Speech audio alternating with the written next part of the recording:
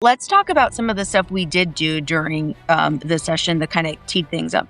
Like we passed the Voter Rights Act. My district mate, Delegate Greg Wims, was the House sponsor of it. So I've had the benefit of hearing him talk about it at community events. But Delegate Moon, tell us what it does and why it was important to pass. It's very difficult to have a conversation about redistricting or elections entirely without talking about what's going on with the courts and the Voting Rights Act. On the floor last session, I was warning people, the Supreme Court has the Voting Rights Act, the Voting Rights Act, the one that we all talk about, those key sections that ensured minority representation all these years, that's in front of the Supreme Court. And I warned people during session that they were going to gut it. And that when that happened, you were going to see an additional wave of mid-decade redistrictings happening. Not only did they upend the Voting Rights Act, they upended the norm that you don't make changes to elections that are already underway.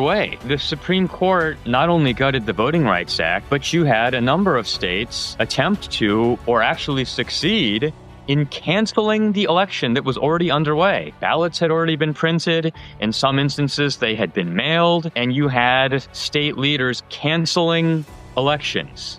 Never been seen before, but they're trying to dress up what they're doing under the color of law and judicial rulings right now, when everything is throwing long-held precedents, not just about the Voting Rights Act, but on basic principles like you don't change the rules of an election and the boundaries a week before everyone's about to cast a ballot. Never been done that way in American politics, and this is where we're at.